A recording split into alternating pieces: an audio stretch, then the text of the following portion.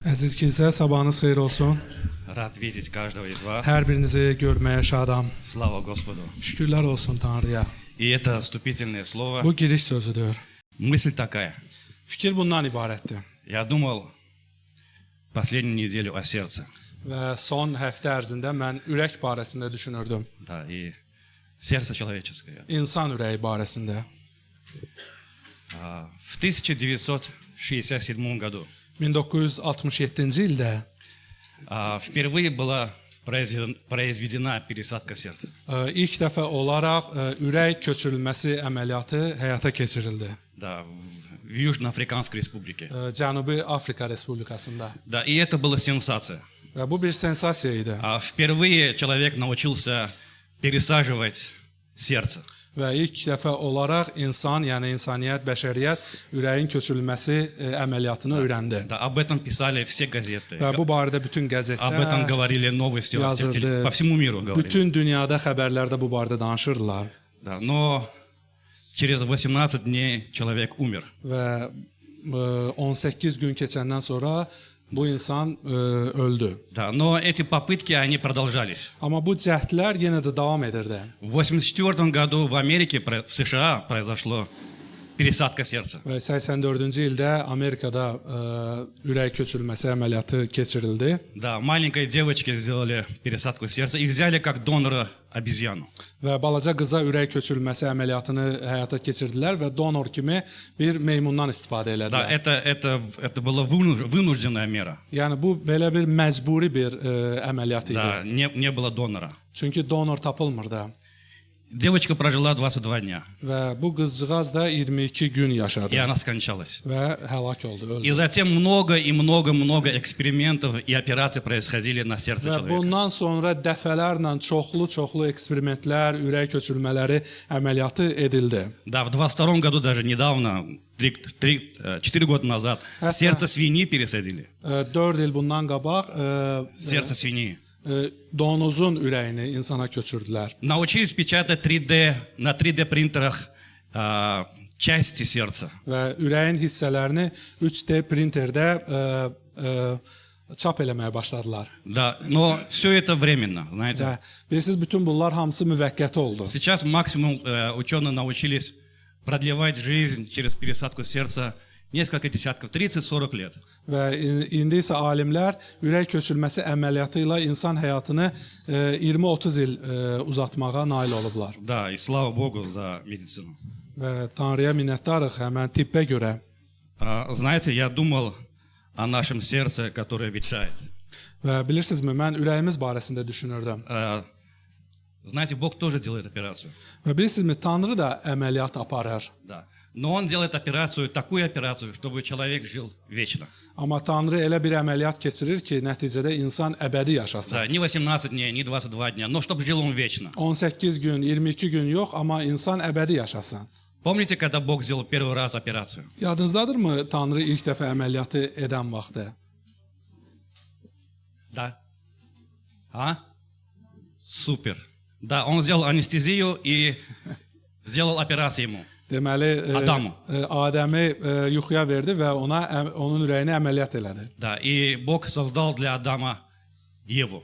Və Tanrı Adəm üçün Həvvanı yaratdı. Но потом произошло грехопадение. Və sonra isə günaha batma baş verdi. И в результате грехопадения Və günahın nəticəsində də у человека образовалось каменное сердце. İnsanda daş ürək yarandı. Давайте откроем книгу Иезекииля. Gəlin Yezekelin kitabını açaq. 36 глава, 36-cı fəsil, 26 стих. 26-cı bənd. «И дам вам сердце новое, и дух новый дам вам. И возьму из плоти ваше сердце каменное, и дам вам сердце плотяное». Yazılıb ki, mən sizə yeni ürək verəcək, daxilinizdə yeni ruh qoyacağam. Köksünüzdən daş ürəyi çıxarıb sizə ətdən olan ürək verəcəyəm. Разве это не операция? Məgər bu əməliyyat deyilmi? И все мы тут собрались, потому что на нашем сердце когда-то произошла вот эта операция. Və biz burada hər birimiz toplaşmışıq, çünki nə vaxtsa hər birimizin ürəyində bax bu əməliyyat baş veribdi. Да, и я вспомнил нашего брата, дядя Габиля. Qardaşımız Qabil Qabil qardaş dayı. Qabil dayı yadıma düşdü. Брат Нурида ханым, папа пастора Яшара. Nuridə xanımın qardaşı, pastor Yaşarın atası. Да, и несколько лет назад у него была операция, помните? Bir neçə il bundan qabaq знает? o ürəyindən əməliyyat olmuşdu. Kimin yadındadır? Да. И мы все переживали за него. Və biz hamımız ona görə narahat idik. И знаете, что он сделал сразу же, как только он vышел из narkoza? Bilirsinizmi, narkozdan Yadınızda ayılan Nuridə kimi xanım. Qabil dayı nə etdi? Давайте прочитаем 27 стих. Gəlin 27-ci bəndə oxuyaq. Зачем Бог делает эту операцию? Nəyə görə Tanrı bu əməliyyatı həyata keçirir? «Вложу внутрь вас дух мой и сделаю то, что вы будете ходить в заповедях моих, и уставы мои будете соблюдать и выполнять». Öz ruhumu sizin daxilinizə qoyacağam. Elə edəcəyəm ki, siz qaydalarıma görə rəftar edəsiniz, hökmlərimə diqqətlə riayət edəsiniz. Каменное сердце, оно не может ходить в заповедях Божьих. Daş ürək Tanrının əmrləri ilə, qaydaları ilə yaşaya bilməz. Только новое сердце способно на это. Yalnız yeni ürək buna qadirdir. И как только он вышел из наркоза, дядя Габель, Qabil dayı narkozdan ayılan kimi он начал евангелизировать медсестру. o tibb bacısını müjdələməyə başladı Он начал евангелизировать весь персонал. və bütün orada olan personala müjdələməyə başladı. И в первое же воскресенье, когда он пришел на собрание, Və ilk əməliyyatdan dərhal sonra ilk bazar günü toplantıya gələndə, да, ну когда он пришел в себя уже, özünə нормально gələndən стало. sonra, halı yaxşılaşandan Он sonra привел всех своих родственников в церковь. bütün qohumlarını kilsəyə И gətirdi. это был большой праздник. Və bu böyük bir bayram idi. И дядя Габиль говорил о сердце. Və Qabil dayı ürək barəsində danışırdı. Кстати, молитесь за него. Və yeri gəlmişkən onun Хорошо. üçün dua edə. Он, Наиба ханым, они нуждаются O в наших və молитвах. Naibə xanımın bizim dualarımıza ehtiyacı var. Молитесь за его и за Наиба, за их здоровье. Və onların sağlamlığı, səhhəti üçün dua edən. Хорошо, я заканчиваю. Və Что я bitirəm. хочу сказать? Nə demək istəyirəm? Адам, Adəm чтобы Богу произвести, чтобы Богу создать Еву, Tanrıya Həvvanı yaratmaqdan ötəri, Бог Адама.